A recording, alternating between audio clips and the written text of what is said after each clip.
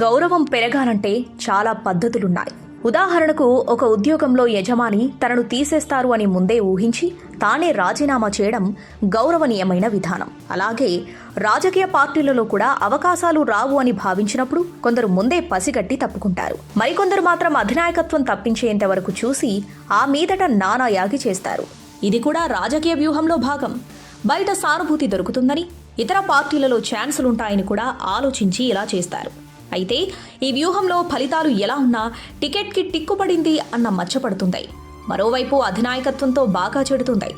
అయితే వైసీపీలో మాత్రం ఏకంగా అధినాయకత్వమే ఇలాంటి వాతావరణం వద్దు అనుకుంటోంది. అందరూ తనకు కావలసిన వారే అని వైసీపీ ఎమ్మెల్యేల వర్క్ షాప్లో జగన్ పదే పదే చెప్పారు. తానైతే ఎవరిని వదులుకోదలుచుకోలేదు అని అంటున్నారు.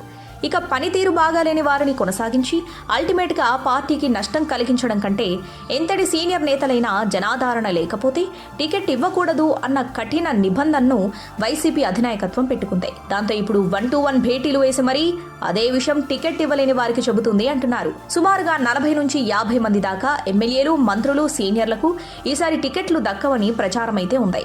ఒక విధంగా చూస్తే అదే నిజం కూడా.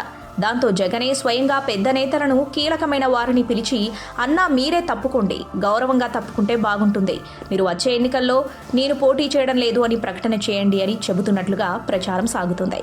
దీనివల్ల వారికి పార్టీకి కూడా ఇబ్బందులు లేకుండా గౌరవంగా ఉంటుంది అన్నది అధినాయకత్వం ఆలోచన. అయితే దీనికి కొంతమంది సానుకూలంగా ఉంటే మరికొంతమంది మాత్రం అదేలా అని మదనపడుతున్నారు అని అంటున్నారు. ముఖ్యంగా సీనియర్లైనా మరొకరైనా కూడా వారికి అంటూ ఒక క్యాడర్ ఉంటుంది. అలాగే వారి అనుచర గణం కూడా ఉంటుంది. వారు తాము ఎన్నికల్లో పోటీ చేయడం లేదు అని తప్పుకుంటే ఖచ్చితంగా వారు వచ్చి ఒత్తిడి చేస్తారు.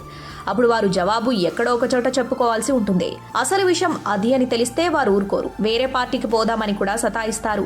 ఇలాంటి పేచీలు గ్రౌండ్ లెవెల్లో ఉంటాయి. ఇవన్నీ కొందరు సీనియర్స్ ఆలోచించి మౌనంగా ఉంటున్నారట. మొత్తానికైతే ఒక విషయం స్పష్టంగా ఉంది అని అంటున్నారు. వైసీపీలో చాలా మంది నేతలకు టికెట్లు రావు. ఆ సంగతి వారికి ఎలా చెప్పాలో అలా చెప్పి వైసీపీ అధినాయకత్వం వారికి సందేశం ఇచ్చేసింది. పైగా ఒక ఆప్షన్ కూడా ఇచ్చింది, గౌరవంగా తప్పుకోమని. మరి దాన్ని ఎంతమంది పాటిస్తారు అన్నది చూడాలి. ఇక ఇప్పటికే తొలి దశలో మంత్రులు 3కి స్థానచలనమైంది. అందులో ఆరోగ్య శాఖ మంత్రి ఉడదల రజని ఉన్నారు. ఆమెకు చిలకలూరిపేట నుంచి గుంటూరు వెస్ట్ ని మార్చారు. మేరుగ నాగార్జునకు ఆదిమూలపు సురేష్ కి ప్లేస్ మార్చారు. అయితే ఇద్దరు జగన్ డెసిషన్ కి ఓకే అన్నారు. కానీ ఉడదల రజని మాత్రం బయటపడలేదు. మరి ఇక మీదట వచ్చే తర్వాత జాబితాల్లో మరింత మంది కీలక నేతలు, మంత్రుల వివరాలు ఉంటాయని అంటున్నారు. వారు ఎలా రియాక్ట్ అవుతారో చూడాలి. ఏదేమైనా వైసీపీలో పెద్ద నెంబర్లో టికెట్లు నిరాకరిస్తున్న చాలా మందికి ఆప్షన్లు ఇతర పార్టీలలో ఉన్నాయా అన్నదే చర్చగా ఉంది. జగన్ నిర్ణయం వెనుక ఎలాంటి వ్యూహం ఉందో చూడాలి. మరి మొత్తానికి తెలంగాణ ఎఫెక్ట్ బాగానే పడ్డట్టు తెలుస్తోంది.